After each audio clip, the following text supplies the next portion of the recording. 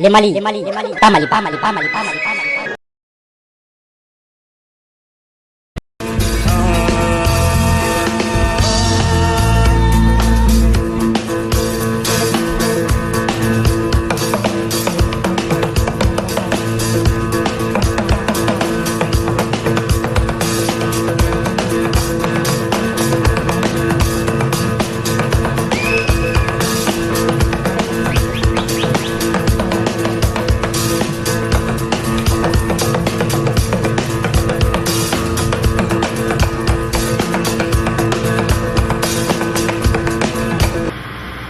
Le fleuve Niger prend sa source dans le Fouta Djallon en Guinée et s'enfonce dans le continent en décrivant une grande boucle de 4200 km avant de se jeter dans l'océan Atlantique au sud du golfe de Guinée. Jadis, le sel, la soie, les épices et le cuivre venus du nord se croisaient et s'échangeaient contre les cargaisons d'esclaves, d'ivoire et d'or. Mopti, notre point de départ, se situe au confluent du Bani et du Niger. On la nomme aussi la Venise malienne ou la ville du poisson. Elle est un centre commercial important et de ce fait mélange un grand nombre d'ethnies. Bozo, Peul, Bambara, Dogon et quelques Touaregs. Notre périple de ces prochains jours consiste à rejoindre d'abord Tombouctou à une distance de 380 km.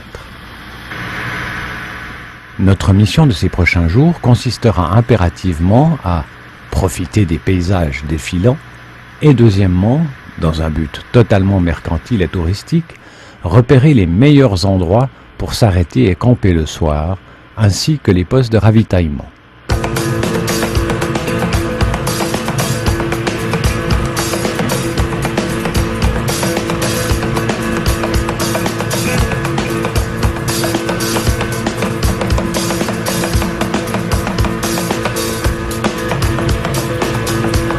Le câble qui longe la coque ainsi que son jumeau de l'autre côté servent à faire tourner le gouvernail.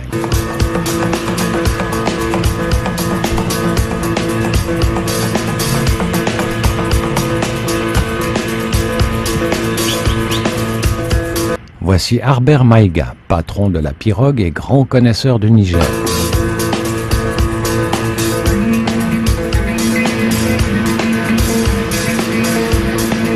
Étonnamment, le moindre petit village possède sa mosquée. L'islam est présent partout au Mali, bien que la majorité de sa population reste animiste. Malgré une température oscillant entre 37 et 40 degrés, notre réserve de boissons est transférée au fur et à mesure dans le réfrigérateur de la pirogue, pour notre grand plaisir. Au détour d'un virage, nous atteignons une zone habitée par la faune locale. Ici, un ibis. La diversité des types de construction nous étonne. Cela est peut-être dû aux différentes ethnies habitant le long des berges. Il y a les Bozo, incontournables pêcheurs, les Peuls, anciens nomades, aujourd'hui gardiens de troupeaux de zébus, de chèvres, les Songhai et les Malinké, descendants des anciens guerriers qui ont fait les empires africains. Ici, un héros. Et là, des nids de tisserands. Suivant l'heure du jour et l'endroit, la vie au bord sur le fleuve est assez animée, autant pour l'homme que pour les animaux.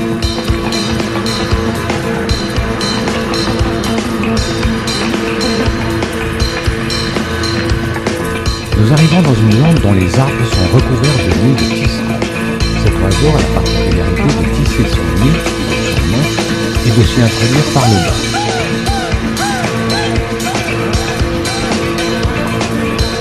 Ce petit plateau nous semble idéal pour y passer la nuit, en erreur, car nous sommes trop près du fleuve, et lorsque la nuit tombera et que le vent s'en ira, jour, la chaleur deviendra étouffante.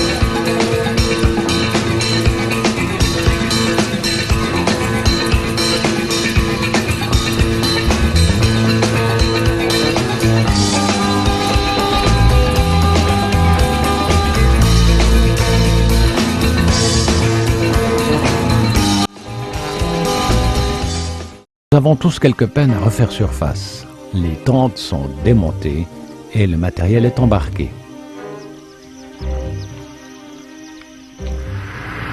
Le petit déjeuner est dégusté sur la pirogue, le tout dans le frémissement d'un vent thermique matinal qui nous remet tous de bonne humeur.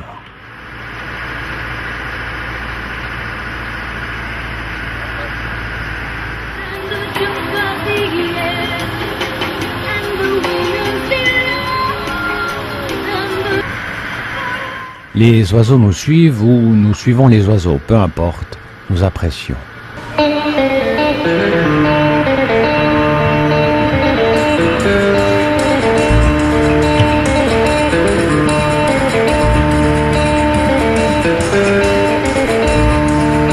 Nous croisons enfin la première présence humaine, un pêcheur oiseau.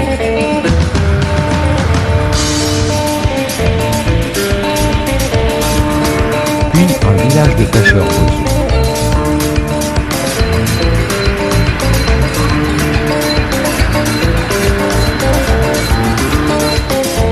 Nous arrivons enfin sur le lac d'Elbourg. Véritable mer intérieure longue de 45 km, considérée comme une zone de reproduction de héros. Il abrite plus d'une trentaine d'espèces d'oiseaux, ainsi que les incontournables pêcheurs d'oiseaux qui viennent connaître les eaux. Nous constatons avec plaisir qu'à l'endroit où nous avons passé la nuit, un orage est en train d'éclater.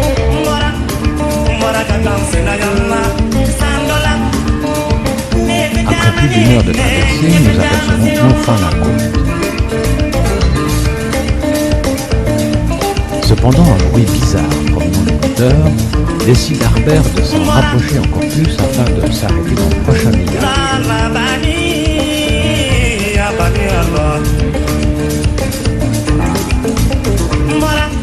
Ibrahim, notre pilote, conduit avec la pirogue dans un étroit chemin.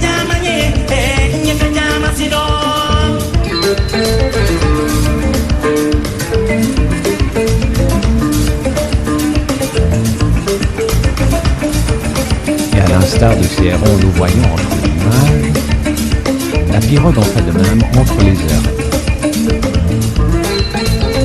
Et nous amène jusqu'au premier village. Sous le regard d'un berger Paul, nous profitons de cet arrêt pour observer l'activité de cet endroit. Pendant ce temps, Arthur, le mécanicien, découvre que c'est un roulement à billes carbone qui a rendu là.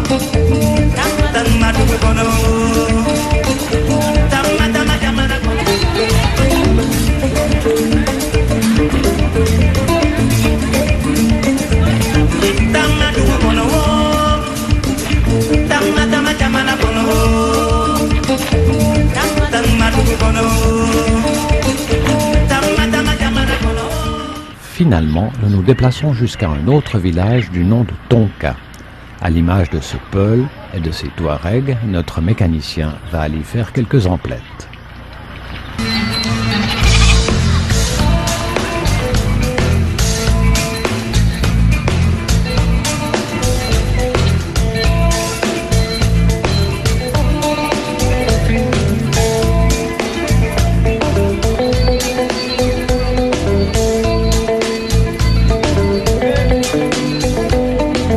Mama Carambet en profite aussi pour acheter une poule marchandée à un peu plus d'€1.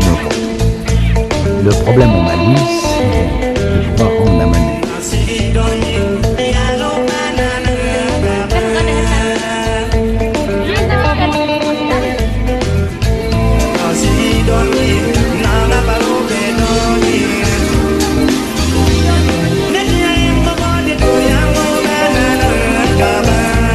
Abdo ayant trouvé de quoi réparer, nous pouvons enfin continuer notre voyage.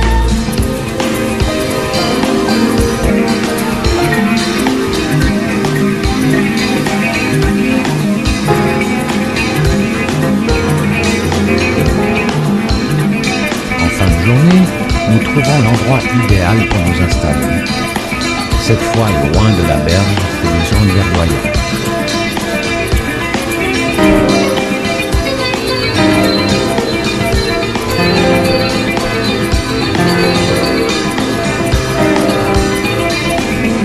Chaque soir, chaque groupe fait la popote de son côté. Sauf que la nôtre est vraiment excellente et très harmonieuse.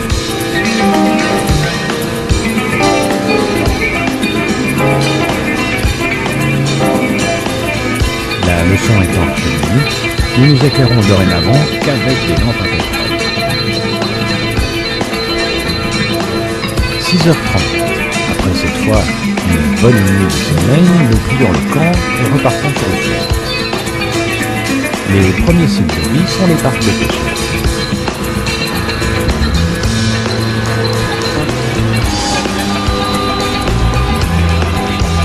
Puis un hippopotame, juste le sommet de la tête. Et enfin notre premier arrêt de ravitaillement dans une petite ville nommée Nyafunke. Maman saute sur le premier bébé pour le manger, ce qu'il n'a pas l'air d'apprécier. Nous suivons le mouvement de foule qui nous amène tout naturellement au marché.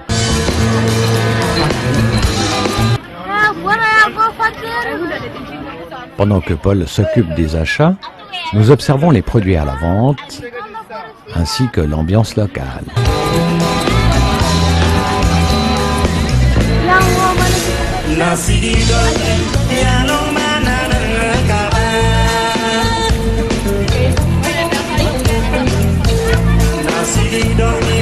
L'une des boucheries bien achalandée.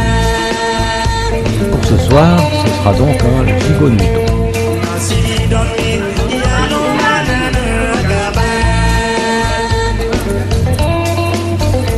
Et c'est dans cette ambiance chaude et colorée que nous repartons les bras chargés d'eau, de pain, de poisson et de viande.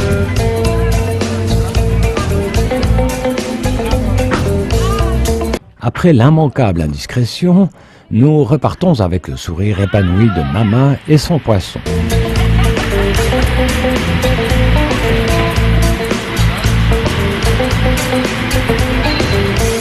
Accompagnés d'Adia et de Paul, l'équipe de cuisine nous prépare un savoureux repas.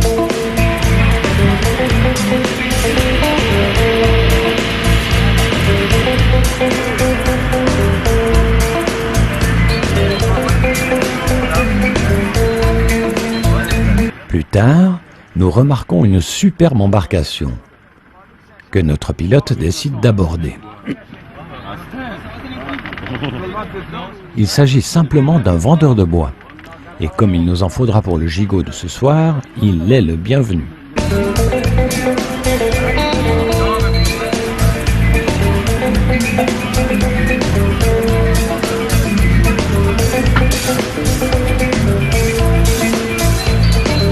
Manuela en profite pour distribuer un cadeau. La transaction se fait assez rapidement, mais nous laisse quand même le temps de comparer leur cuisine avec la nôtre.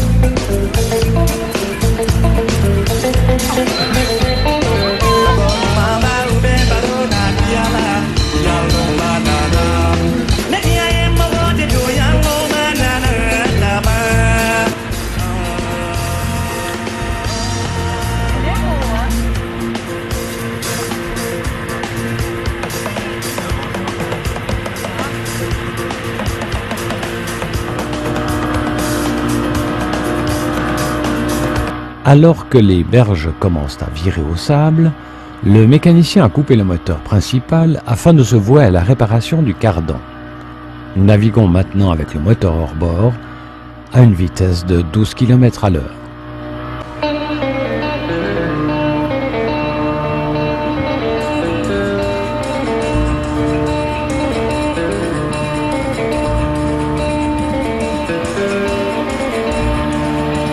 Nous pouvons maintenant admirer la dextérité du bricolage made in Africa des billes du fameux roulement de croisillon du cardan.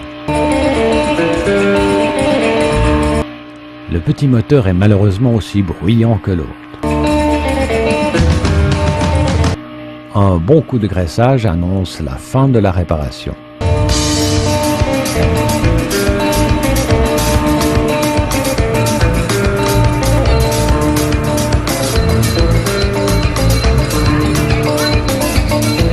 Voici le transport de chèvres.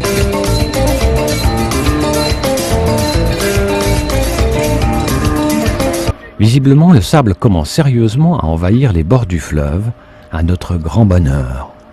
Malheureusement, le temps est aussi en train de se modifier, car un vent chaud et assez fort, mais surtout chargé de sable, s'est levé.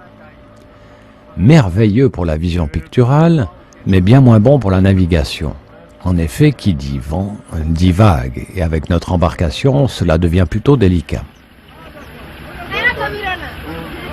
Nous allons donc bientôt être obligés de nous arrêter, comme les transports publics.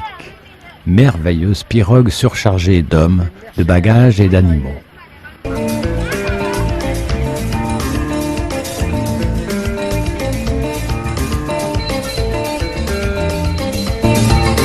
Et c'est dans cette ambiance extraordinaire que nous choisissons d'installer notre camp pour la nuit.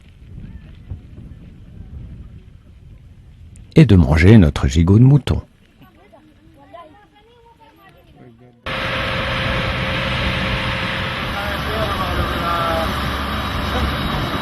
Puis nous nous rapprochons du bord afin d'être un peu moins secoués par les vagues, ce qui nous permet d'observer de plus près des campements de pêcheurs. Et soudain arrive la grande halte tant attendue.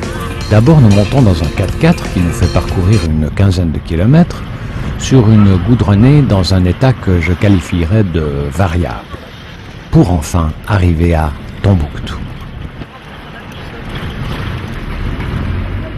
Tombouctou la belle, la mythique, la mystérieuse, dont voici sa mosquée.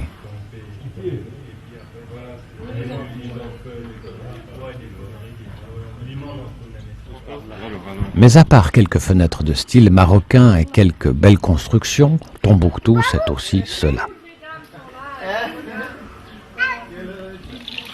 Heureusement qu'il existe encore la vie courante. Celle-ci est presque plus intéressante que la ville elle-même.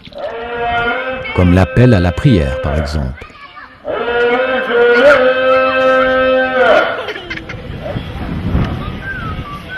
Cette vue panoramique révèle bien l'uniformité pesante de l'agglomération, de surcroît doublée par un vent chaud de sable élevant la température à 41 degrés. Il reste heureusement le côté pittoresque des échoppes et la majesté des mosquées.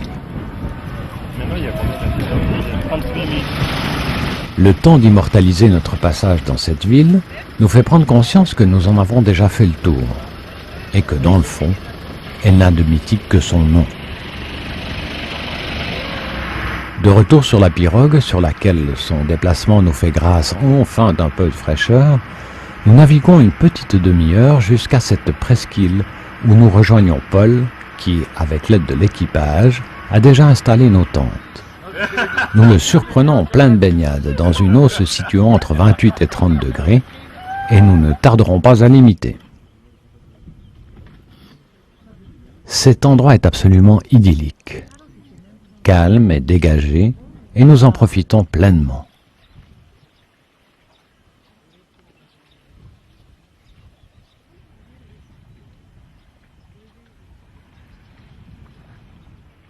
Il faut juste faire attention aux épineux. La fin du jour approche, donc l'heure du repas et du dodo aussi.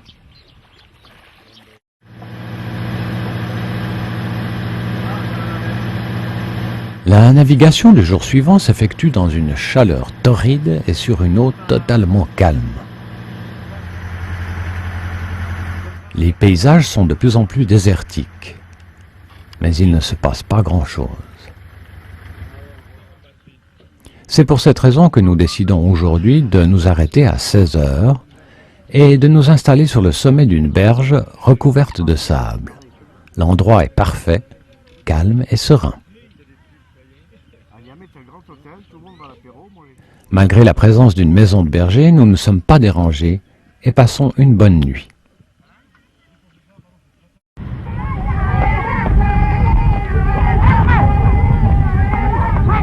jour suivant, soudainement, tout change. Et c'est un festival de paysages, de courbes, d'ondulations et de couleurs qui s'offrent à nos yeux ébahis.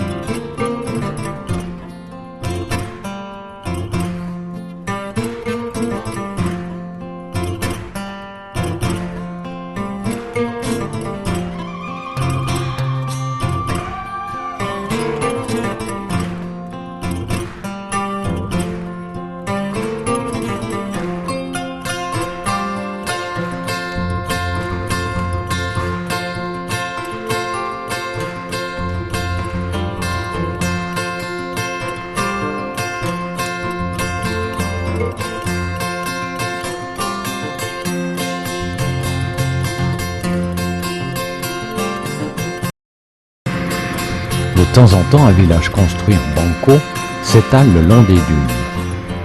Le banco est fabriqué à partir d'une terre argileuse mélangée à du son de riz, de la paille et du beurre de karité.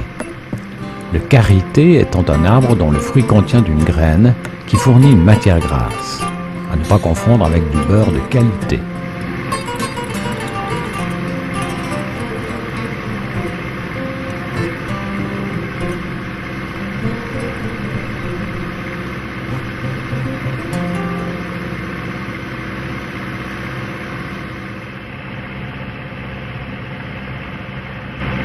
Puis nous approchons d'une zone plus délicate puisque le fleuve est parsemé d'énormes rochers. Sachant que le fleuve a une profondeur moyenne de 10 mètres, il est donc indispensable de bien connaître les passages.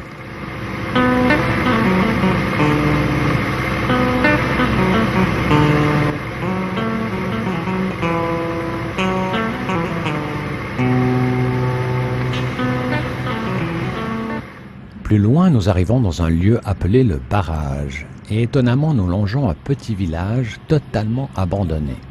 Peut-être a-t-il servi à l'époque de la construction du barrage comme lieu d'hébergement de ses ouvriers.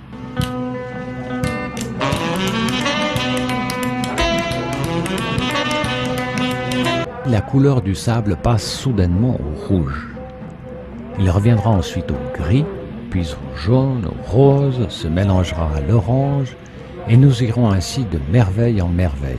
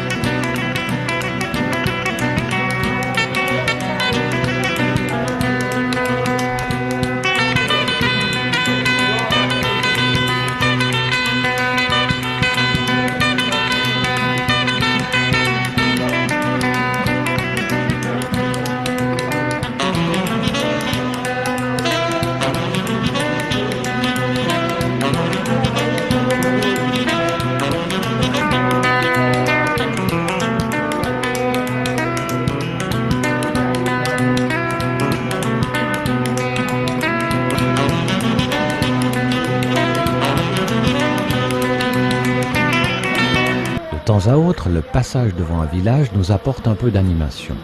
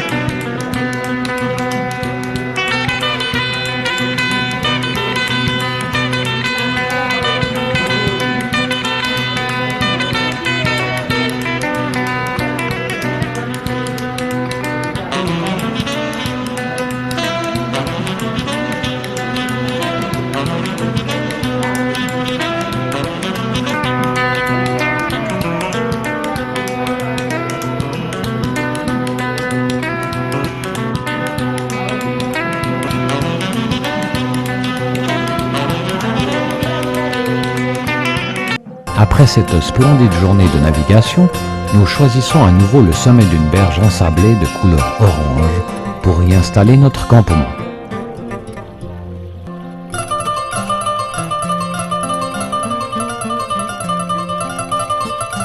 Pour le moment, l'endroit est paisible.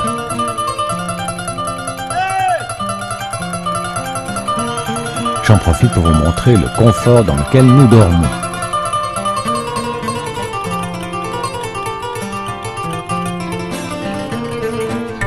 Arrivent les premiers curieux, suivis par un troupeau de chèvres qui s'en est allé se désaltérer.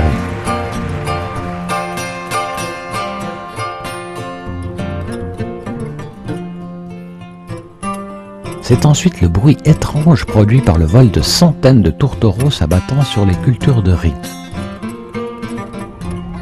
Nous nous trouvons à quelques 300 mètres d'un village de brousse et en ce premier jour du Ramadan, nous aurons même droit à quelques chants nocturnes, après avoir pris contact avec la jeunesse locale.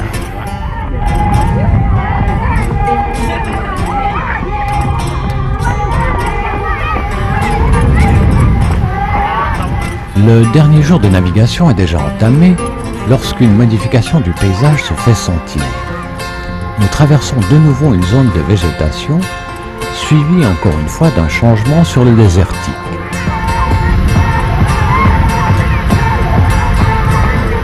Mais cette fois, les bords du fleuve commencent à s'animer, aussi bien par le nombre d'habitations que par la quantité de troupeaux que nous croisons.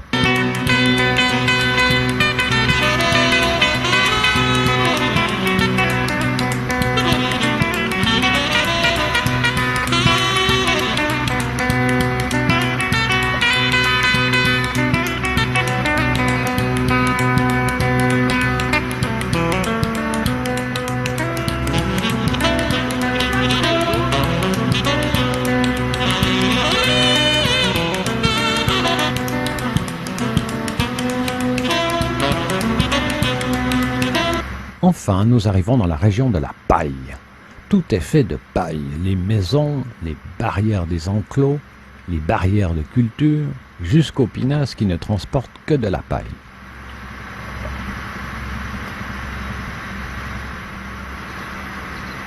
Celle-ci doit convenir aux nids d'oiseaux, que ces derniers ont creusés dans les parois de sable tassé.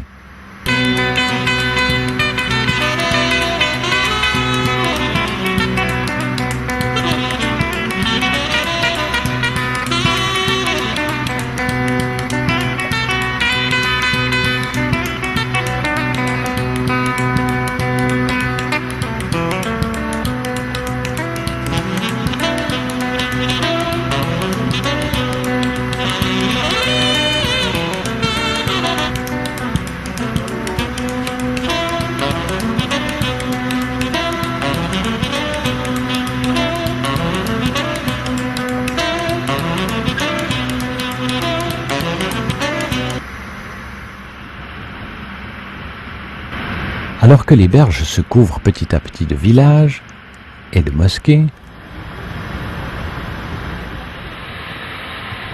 l'ambiance sur notre bateau est toujours à la lecture et à la contemplation.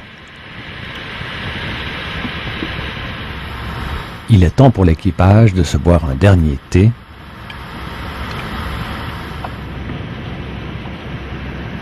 et au pilote d'effectuer une dernière correction de trajectoire au moyen de ce système sophistiqué.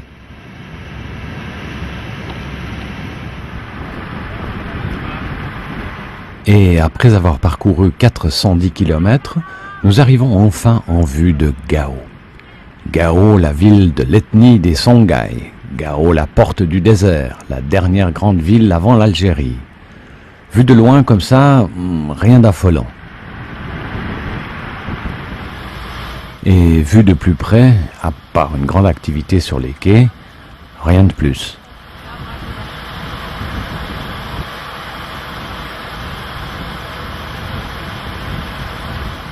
Donc, à l'instar de ce gecko, nous allons nous y restaurer et passer une bonne nuit à l'air conditionné.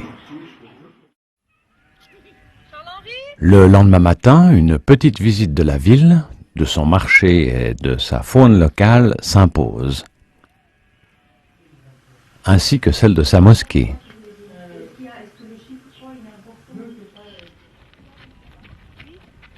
Finalement, j'ai préféré filmer un beau zébu plutôt que le fameux site archéologique dont tout le monde parle et qui se trouve sous cette immense bâche en plastique, sous laquelle on ne voit rien.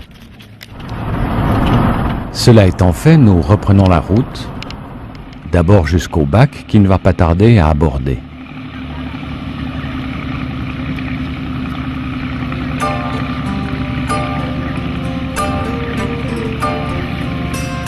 Et où nous ne sommes pas les seuls à l'attendre.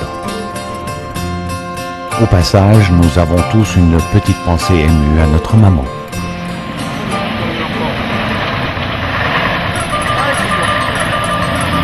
Nous voici installés à notre tour sur le bac.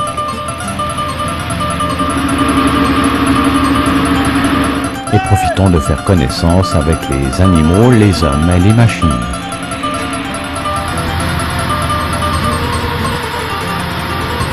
La durée de la traversée est d'environ 20 minutes.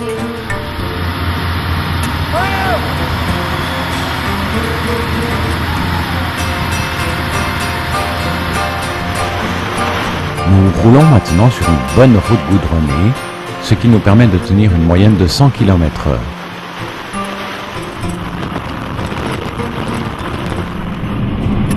Le seul problème étant ces sacrées vaches qui n'ont toujours rien compris au code de la route.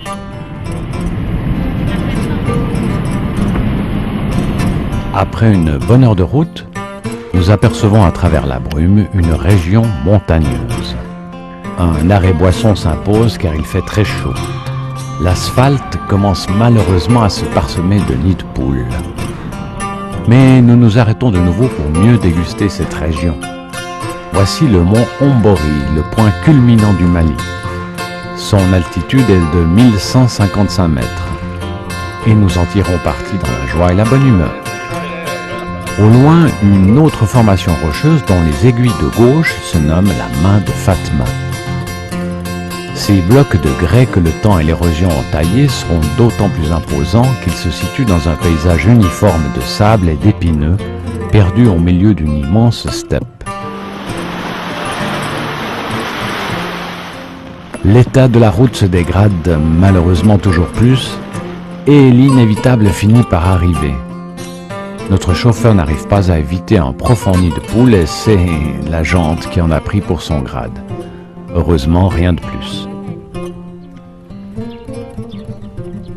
Une heure plus tard, une autre pause boisson.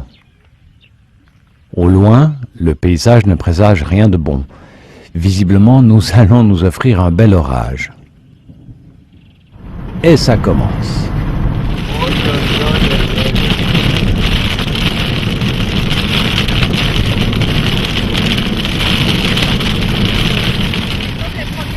La pluie tombe avec une telle violence qu'en l'espace de 10 minutes, les terres sont complètement inondées.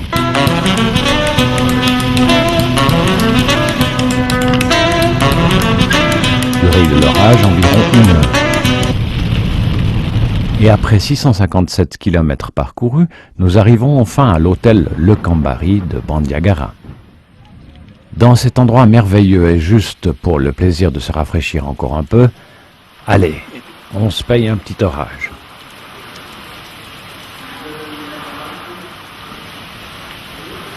Chers touristes potentiels, vous qui êtes peut-être tentés par ce voyage sur le Niger, rassurez-vous, nous l'avons testé pour vous, mais pas à la bonne saison. Maintenant que les repères sont établis et que la pirogue est encore améliorée, n'hésitez pas, cela en vaut vraiment la peine.